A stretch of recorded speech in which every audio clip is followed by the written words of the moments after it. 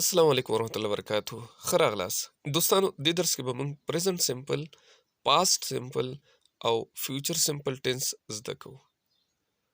پریزنټ سمپل ټینس یعنی موجوده زمانه، پاست سمپل تیر شوی زمانه، فیوچر سمپل آینده زمانه. یعنی مطلب دا که یو کار موږ اوس کوو دا به موږ انګلیش کې په کومو الفاظ سره وایو، یا هغه موږ کړی وي نو په کومو الفاظو به یې وایو، او که موږ به یې آینده کې کوو نو دا به په کومو الفاظ سره وایو. نو راځئ په دې درس کې زده کوو. اسانه خبره دا ده که چېرته موږ سبجیکټ ولګو او د سبجیکټ نه بعد موږ د ورب پس فارم ولګو، دا به موږ سره پریزنټ انډیفینټ ټینس او دا به موږ سره موجوده زمانه شو کوي. لکه مثال زه وایم آی گو، آی سبجیکټ شو، گو فرست فارم اف د ورب شو، نو معنا به دا شي زه ځم. که زه وایم آی ایټ، زه خورم، آی ورک، زه کار کوم، آی ګیو، زه ورکوم. لکه مثال چاته یو څیز ورکې، آی ګیو، زه ورکوم.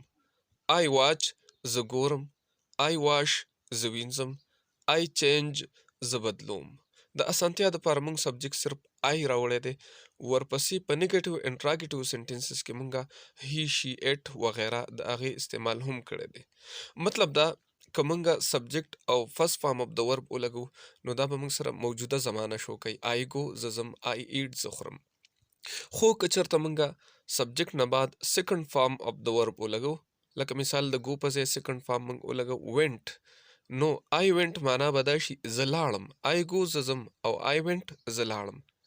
دغه رنګې که موږ د ایټ سیکنډ فارم ولګو نو آی ایټ، نو معنا به دا شي ما وخوړه، آی ایټ زه خورم، آی ایټ ما وخوړه. دغه رنګې آی ورکډ ما کار وکړو، آی ورک زه کار کوم، آی ورکډ ما کار وکړو. دغه رنګې آی ګیو زه ورکوم، او که آی ګیو ووایم لکه جی ای وی ای سیکنډ فارم ولګوم نو معنا به دا شي ما ورکړو. دغه رنګې آی واچ زه ګورم، او آی واچډ ای ډي ورسره ولګېږي سیکنډ فارم شي نو معنا به دا شي ما وکتلو. آی واچ زه ګورم، آی واچډ ما وکتلو. دغه رنګې آی واش زه وینځم، آی واش زه وینځم، او آی واشډ ما ووینځلو، آی واشډ ما ووینځلو. اخره کې به دا ټ پرونونس کېږي، ځکه چې اس ایچ سی ایچ یا هر یو وایسلیس ساوند پسې کله ای ډي راشي نو دا به موږ سره بیا د ډ په ځای ټ پرونونس کېږي. آی واشډ ما ووینځلو. دغه رنګې آی چینج زه بدلوم، او آی چینجډ ما بدل کړو، آی چینج زه بدلوم، آی چینجډ ما بدل کړو. خو که چېرته موږ د سبجیکټ نه بعد ویل او فرست فارم راوړو، لکه آی ګو موږ سره زه ځم، خو که زه آی ویل ګو ویم نو دا به موږ سره فیوچر ټینس یعنی آینده زمانه شو کوي. لکه مثال آی ګو زه لاړم، خو که زه وایم چې آی ویل ګو نو معنا ده زه به ځم. دغه رنګې آی ویل ایټ زه به خورم، آی ویل ورک زه به کار کوم، آی ویل ګیو زه به ورکوم. لکه چاله یو څیز ورکې، آی ویل ګیو هیم منی، زه به هغه له پیسې ورکوم، نو آی ویل ګیو زه به ورکوم. آی ویل واچ زه به ګورم، آی ویل واش زه به وینځم، آی ویل چینج زه به بدلوم. د ویل په ځای موږ آی وي سره شل هم لګوی شو، خو که اسانتیا دپاره موږ ویل د ټولو سره ولګو نو هم بلکل ټیک ده، دې کې هېڅ خبره چې دی هغه نشته دی. دا شوی موږ سره په پریزنټ انډیفینټ، پاست انډیفینټ او فیوچر انډیفینټ کې ساده یعنی افرمټیو سنټنسز. او که موږ د دې نیګیټیو او انټراګیټیو جوړو نو د هغې رولز بدل دي. راځئ اوس د نیګیټیو او انټراګیټیو سنټنسز په طرف. یو خبر ضروري یاد ساتل پکار دي، که موږ هر یو ټینس کې نیګیټیو سنټنسز جوړو نو انګلیش کې به موږ ناٹ راوړو، یعنی اردو کې منفي جمله وي، نه پکې راغلی زه ډوډۍ نه خورم، زه سکول ته نه ځم. انګلیش کې به موږ د دې په ځای باندې ناٹ راوړو. خو ناٹ په موږ کوم ځای کې لګو دا خبره ضروري ده. ناٹ په موږ د اګزیلري یعنی هیلپینګ ورب نه وروستو لګو. لکه مثال فیوچر سمپل ټینس کې موږ سره اګزیلري ویل ده. لکه مثال مخکې موږ ویل آی ویل گو زه به ځم، نو دلته به وایو آی ویل ناٹ گو زه به نه ځم، وی ویل ناٹ ایټ موږ به نه خورو یا موږ به خوراک نه کوو، وی ویل ناٹ ورک موږ به کار نه کوو، شي ویل ناٹ ګیو هغه به نه ورکوي. لکه مثال شي ویل ناٹ ګیو منی هغه پیسې نه ورکوي. Ali will not watch. Ali به نه ګوري. لکه مثال Ali will not watch TV. Ali به TV نه ګوري. You will not wash. ته به وینځل نه کوي یا ته به نه وینځي. They will not change. هغوی به نه بدلوي. They will not change. هغوی به نه بدلوي. هر یو ټینس کې چې auxiliary راشي auxiliary یا helping verb د هغې نه بعد که موږ not ولګو دا به موږ سره نیګیټیو سینټینسز جوړېږي.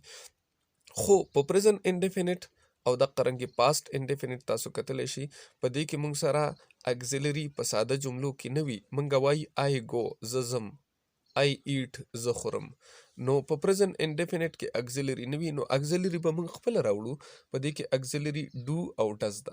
که subject موږ سره I وي نو موږ به I نه بعد I we you they وي نو موږ به د دې نه بعد do راوړو او وایي به I do not go.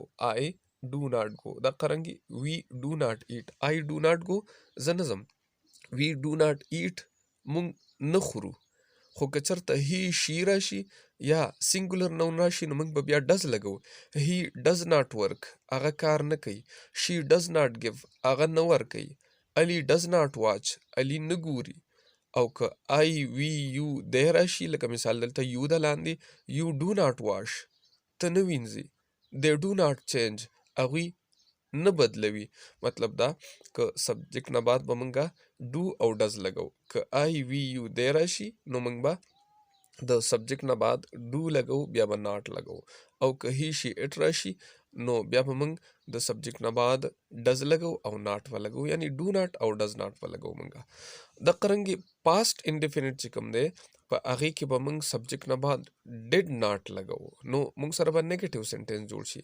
لکه ساده جملو کې به موږ ویل I went زه لاړم. خو که ویم زه لا نړم نو بیا به وایو I did not go زه لا نړم. I did not go زه لا نړم. first form of the verb به موږ په نیګیټیو سینټینسز کې لګو. د قرنګي we did not eat. we did not eat. we ate موږ وخوړ. we did not eat موږ ونه خوړ. he did not work هغه کار ونه کړو. he worked هغه کار وکړو. he did not worked هغه کار ونه کړو. د قرنګي she did not give هغې ورنه کړو. she did not give هغې ورنه کړو. د قرنګي Ali did not watch علي ونه کتلو. you did not wash تا ونه وینځلو. they did not change هغوی بدل نه کړو. نو مطلب دا چې په present indefinite کې به موږ سبجیکټ نه بعد do not does not په لګو نیګیټیو سینټینس به جوړ شي او first form of the verb به وي. په past indefinite کې به موږ did not ولګو هر یو سبجیکټ سره نو موږ سره به نیګیټیو سینټینس جوړ شي. او په فیوچر انډیفینټ کې به موږ د ویل او شل نه بعد ناٹ ولګو نو موږ سره به نیګیټیو سینټینس جوړ شي. دا موږ سره شوي نیګیټیو سینټینسز. اوس راځو د انټراګیټیو یعنی سوالیه جملو په طرف. د انټراګیټیو یا سوالیه جملو اسانه طریقه دا ده چې کوم ټینس وي د هغې ټینس اګزیلري یعنی هیلپینګ ورب به موږ راوالو هغه به موږ سرته ولګو. لکه مثال زه ویم I go زه ځم. خو که ویم چې آیا زه ځم نو ډو به سرته کو ډو I go آیا زه ځم. ډو وی ایټ آیا زه خورم. خو که سبجیکټ هی شي اټ راشي بیا به ډز سرته کو. ډز هی ورک آیا هغه کار کوي. ډز شي ګیو آیا هغه ورکوي. ډز علي واچ آیا علي ګوري. ډو یو واش آیا ته وینځي. ډو دې چینج آیا هغوی بدلوي. دا موږ سره شو present indefinite. present indefinite کې موږ سره auxiliary do او does ده نو do او does به سرته کو. خو که موږ سره past indefinite وي نو past indefinite کې به موږ did سرته کو نو نیگیټیو سنټنس به جوړ شي. لکه هلته به موږ ویل I went زه لاړم. I ate ما وخوړه. نو did به ترې موږ سرته ولګو او د ورب فارم به فرست فارم ته چې دی راواړو نو دا به موږ سره بیا نیگیټیو انټراګیټیو سنټنس جوړ شي. لکه مثال زه وایم did I go آیا زه لاړم. do I go آیا زه ځم او did I go آیا زه لاړم. did we eat آیا موږ وخوړه. did he work آیا هغه کار وکړو. did she give آیا هغې ورکړو. did Ali watch آیا علي وکتلو. did you wash آیا تا وینځلو. did they change آیا هغوی بدل کړو. نو موږ به په پاست انډیفینټ کې did سرته ولګو. خو که چېرته موږ سره فیوچر انډیفینټ وي نو هلته به موږ ویل او شل سرته ولګو. بس اسانه خبره دا ده ویل به موږ د ټول نه سرته لګو. بس دا اسانه طریقه ده. لکه مثال I will go زه به ځم. نو ویل به سرته کو ویل آی گو آیا زه به ځم ویل وی ویټ آیا موږ به خورو ویل هی ورک آیا هغه به کار کوي ویل شي ګیو آیا هغه به ورکوي ویل علي واچ آیا علي به ګوري ویل یو واش آیا ته به وینځې ویل دی چینج آیا دوی به بدلوي دوستانو دا شو موږ سره present indefinite past indefinite او future indefinite یا د ته present simple past simple future simple tenses ویل کیږي تاسو هر قسمه مشکل او سوال وي تاسو په کمنټ سیکشن کې پوښتلی شئ ډیره مننه والسلام علیکم ورحمت الله وبرکاته